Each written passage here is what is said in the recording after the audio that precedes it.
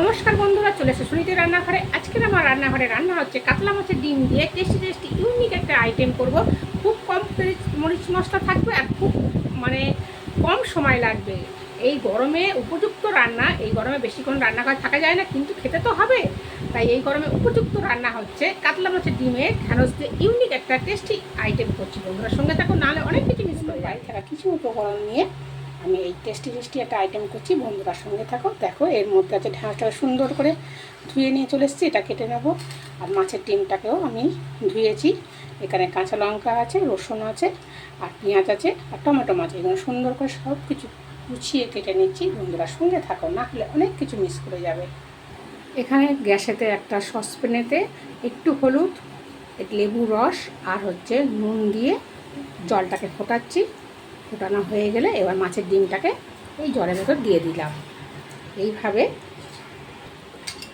জলেতে একটু মাছের ডিমটাকে নিয়ে উল্টে পাল্টে নেবে।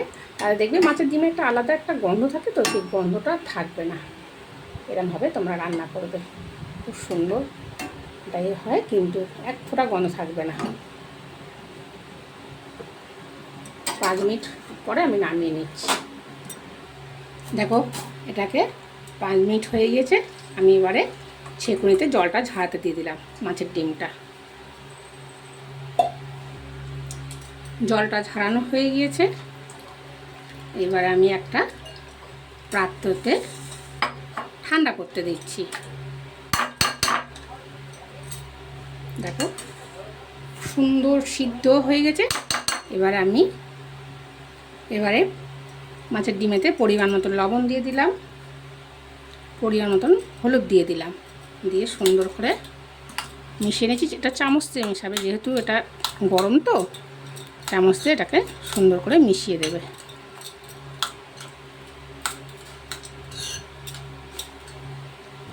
সুন্দর মেশানো হয়ে গেছে। এবার এটাকে রেখে দিচ্ছি। এবারে গ্যাস চালিয়ে দিচ্ছি, ভেজে নেবো ডিমটাকে। ঢ্যাঁড়সগুলো সুন্দর করে কেটে নিয়েছি, পেঁয়াজগুলো সুন্দর করে কেটে ধুয়ে নিয়েছি, লঙ্কাগুলো চিড়ে নিয়েছি, আর এখানে টমেটোগুলো সুন্দর করে কেটে সুন্দর করে গুছিয়ে নিয়ে চলে এসেছি। রসুনগুলো সুন্দর করে থেঁতো করে নিয়েছি। কাটার থেকে থেঁতো করাটা খুব সুন্দর, হামনদিস্তা করে থেঁতো করে নিয়েছি। এবার আমি কড়াটা বসিয়ে দিচ্ছি গ্যাসেতে, ডিমটা ভেজে নেব। আজকের পুরো রান্না আমি লোহার কড়াই করব। লোহার কড়াটা গ্যাসের উপর বসিয়ে দিয়েছি, আর গ্যাসটাও ধরিয়ে দিলাম। কড়াটা গরম হোক, তারপর তেল দিচ্ছি। কড়াটাও গরম হয়ে গেছে। এবার আমি হালকা তেল দিয়ে দিচ্ছি। বেশি তেলে ডিম ভাজলে খুব ডিমটা ফাটে।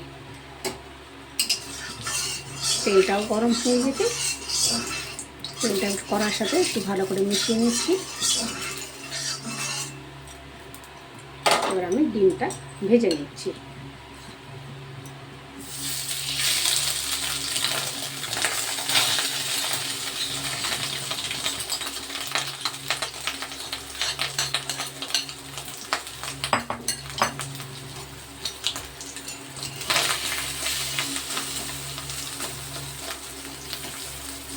এরকমভাবে হালকা তেলেতে ডিমটা ভাজবে, ধিম আঁচেতে, না তো ডিম খুব ফাটে।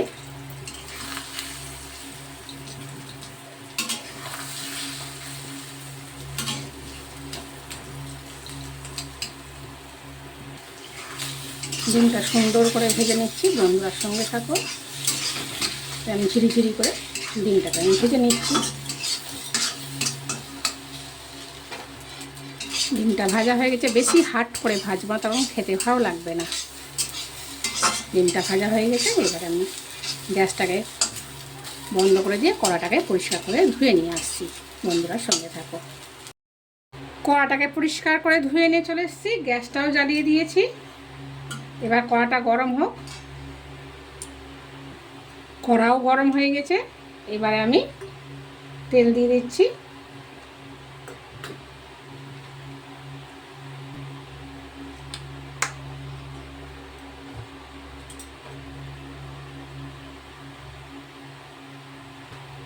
তেলও গরম হয়ে গেছে। এবারে আমি পেঁয়াজটা দিয়ে দিচ্ছি।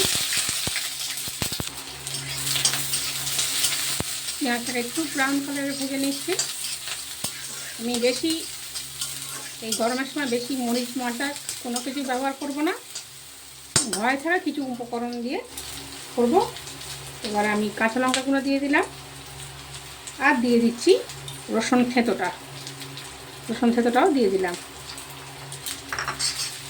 কোনো বাটাবুটি ঝামেলা করলাম না, যতটা কম এই রান্নাঘরে থাকা যায়। এইভাবে একবার তোমরা বাড়িতে ট্রাই করে দেখবে, সত্যি দুর্দান্ত খেতে লাগে। আর যদি ভালো লেগে থাকে তাহলে লাইক কমেন্ট শেয়ার করে দেবে, আর সাবস্ক্রাইব করতে ভুলবে না। সুন্দর একটা ভাজা ভাজা গন্ধ বেরোচ্ছে। এবার আমি দিয়ে দিচ্ছি আগে থাকতে কেটে রাখা টমেটোমের কুচিগুলো। সিদ্ধ হওয়ার জন্য পরিমাণ মতো লবণ দিয়ে দিলাম। লবণটা দিয়ে ভালো করে টমেটোগুলো মিশিয়ে নিচ্ছি তেলেতে। এরপরে আমি কেটে রাখা ঢেঁড়সগুলো দিয়ে দিলাম। এটাও সুন্দর করে কষিয়ে নেব। কষানো হয়ে গিয়েছে, যেহেতু আগে থেকে নুনটা দেওয়া আছে ওই জন্য আমি ঢাকা দিয়ে দিলাম। এবার 5 মিনিট পর খুললাম, দেখো হালকা হালকা জল উঠেছে।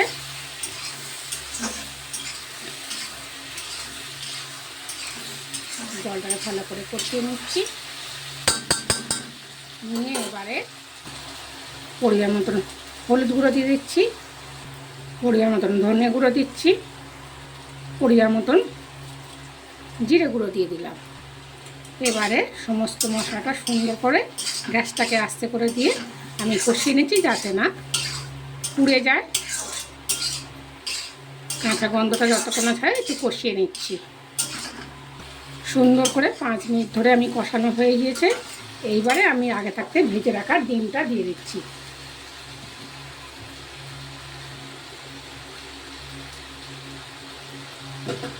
ডিমটা দিয়েও সুন্দর করে কষিয়ে নিচ্ছি। ডিমটা দিয়েও কষানো হয়ে গেছে। এবার আমি পরিমাণ মতো জল দিয়ে দিলাম। জলটা দিয়ে এবারে আমি ঢাকা দিয়ে দিচ্ছি সিদ্ধ হওয়ার জন্য। 10 মিনিট হয়ে গেল। দেখো ভেন্ডিগুলো সিদ্ধ হয়ে গিয়েছে, একটা সুন্দর গন্ধ বেরোচ্ছে।